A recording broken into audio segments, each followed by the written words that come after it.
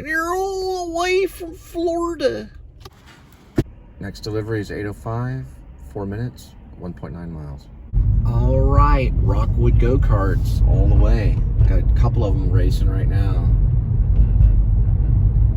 Right here, Rockwood go-karts. Just a reminder, Kia actually started off making go-karts. They were triangle cars, which are very similar to go-karts in Korea a long time ago. True story.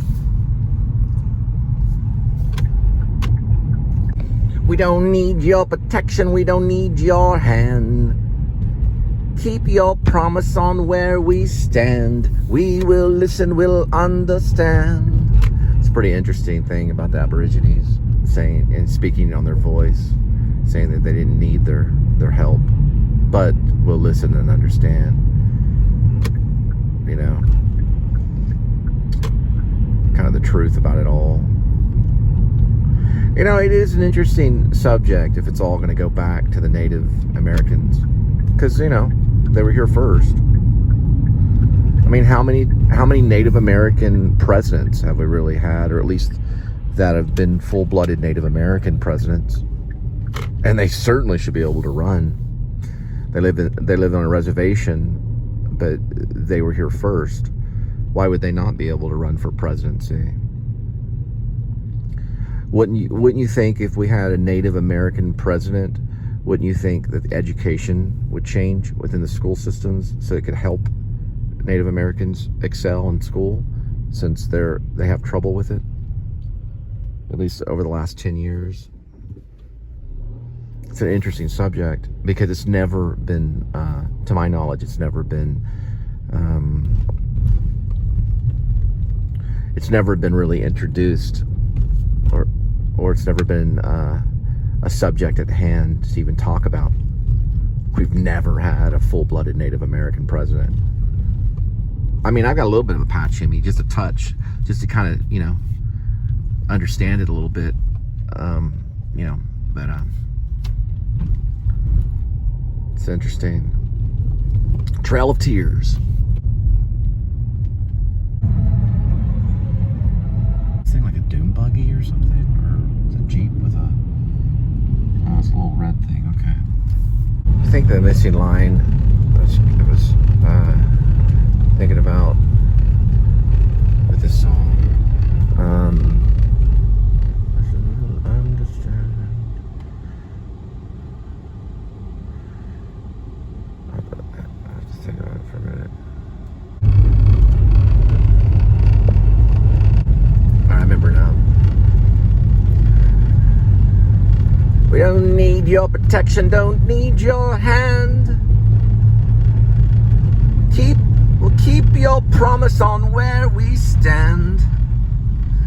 We will listen, we'll understand. That's the one that is interesting. He's talking about the reservations, probably they had in Australia, maybe. That's exactly what he's probably talking about. We don't need your protection, don't need your hand. We'll keep your promise on where we stand. That would be the reservation. Keep your promise on where we stand. We will listen, we'll understand. The promise was the reservation, which is still effective, at least in the United States. A lot of it was directed to the United States. I read in an article. Midnight Oil, even was coming from Australia, it was directed towards the United States. But you know, he joined the political office and became the Prime Minister of Education and Labor. And then something to do, he retired in 2013, June of 2013. This is Peter Garrett that retired from political office. And I think they continue to make music. I have to listen to their, I want to say they're still together. They're still a band making music.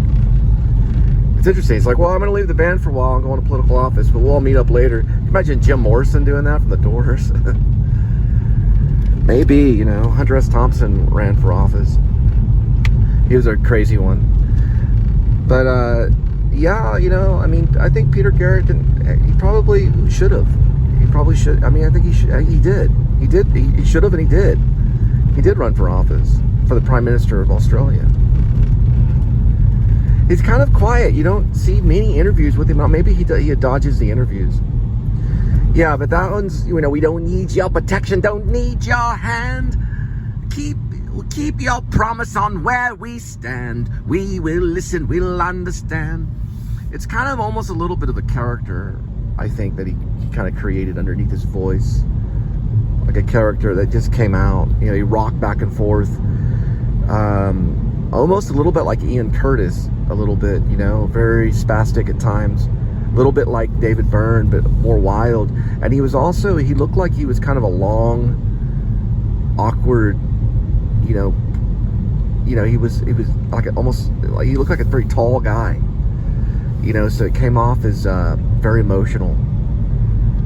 It's a very, very interesting persona on the stage, Peter Garrett. Kind of to the area where I got assaulted up here. Never forget that, you know. You know, it's like you put yourself in those situations for a reason, I think, or maybe God does, I don't know, the reason behind it. The brokenness of the world. Right behind the batteries and bulbs, a sign in there, right beside Gallican's. Supposedly it was a dishwasher from Gallican's or something like that. And because of my damage in my right ear, I didn't hear anybody running up on me to the right. Must have been why. The whole reason why my stepfather got me way out in Maine. Part of that reason was I developed tinnitus in my right ear. So there's never complete peace and quiet for me. I can always hear the factory screaming in my ear. That's just the way it is. Joy to the world, the Lord is come. Let earth receive her King. Let every heart prepare him room. And heaven and nature sing, and heaven and nature sing, and heaven and nature sing. Joy to the earth, the Savior reigns. Let men employ their songs. Of fields and floods, rocks, hills and plains. Repeat the sounding joy, repeat the sounding joy. Repeat, repeat the sounding joy. No more let sins or sorrows grow, nor thorns infest the ground. He comes to make his blessings flow. As far as the curse is found, as far as the curse is found, as far as the curse is found. He rules the world with truth and grace, and makes the nation sing the glories of his righteousness, and wonders of his love, and wonders of his love, and wonders of his love. From the report they did from the factory, I don't think there was really much damage in the left ear. But there is slight tinnitus in the right ear. But it's not really hearing damage, I don't think exactly. It's just the remembering of the sound. I don't know exactly how it works, but they have a clinic in Irving that's a... if you want to help with this, if you're listening to this, and if you want to help, we do take donations, and I would use it for good cause. But they have a hearing clinic that helps with tinnitus. It helps you forget the sound of the factory, meaning the sound that caused the damage. William Shatner has it too. He had it from an explosion that happened when he was on set for Star Trek. And Vincent Van Gogh had it. But it's just like a slight ringing when it's very, very quiet. That's what tinnitus is, however you would like to say it. But I don't think it has to do with complete hearing damage. But they said before I left, because I only had 15 months to save up and leave, and I didn't really want to work there because of the loud factory noise at Hardwood, which I think it's cruel, and I think OSHA should get involved, and they should lower the sound by law. So I think that factories that increase that sound that cause hearing damage should be fined, and they should be shut down. It's my own opinion. And trust me, you don't want me in office, because I'll make sure I inspect every single factory in the United States of America, making sure you're not damaging the ears of our Americans. We learn by hearing. It's a biblical thing. And I will go in there and I'll make sure every factory has to bring the noise down or they'll have to stop producing.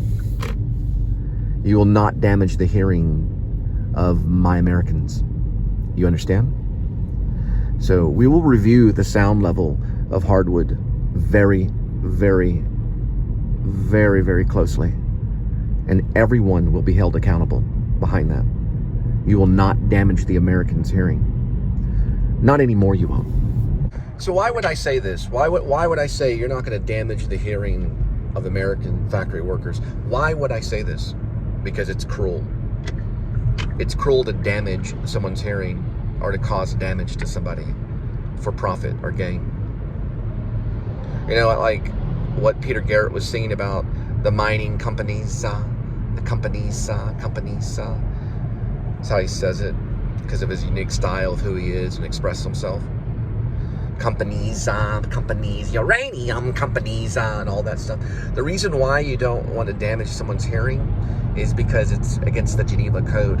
It's breaking the Geneva Code. Look it up. You're not to torture Americans, and it happens in this country. Remember, if you're a Christian and you're in America, you are behind enemy lines. You are behind the enemy lines. You are within the enemy, and the enemy surrounds you every day. We see them every day. So let me explain something that can be changed when we realize that our Constitution is founded on the Bible and Puritan beliefs. And Jesus Christ did not go around damaging people's hearing at all. He never did that. So that will be inspected. But see, many Christians will disagree with me. They're, oh, it's just factory noise. No, it's not. It's cruelty. Because you don't know who's going to go in there. And I was tortured. I've written about it. Over like 900 pages. It was torture because of the sound. So go ahead and make your corn dog sticks. Go ahead and make your medical equipment out of wood. Go ahead. I know you have to stay warm. Go ahead and do it. But you're going to bring that sound down. Or I'll come in there and do it myself. And I'll do it with the pen. With this right here. The same pen, not the exact same one, but the same tool that your precious Stephen King uses to write his comic strips. Right? Because I don't write comic strips. Right? Escape from Maine is not a comic strip. It's not a horror story. It's what really happened to me.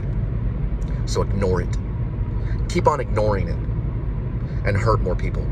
I'd rather you not, though. I'd rather you listen and help others.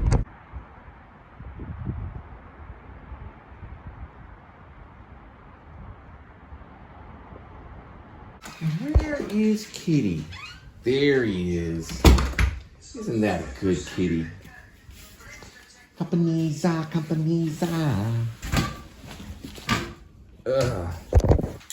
where is my beloved? There she is. Hi there. What do we have here? Watching TV and cooking rigatoni. What are you making? Chicken, broccoli, and mashed potatoes. Oh, something healthy. Yes. I see it in there. Okay, Kitty looks happy too. I'm gonna jump in the shower.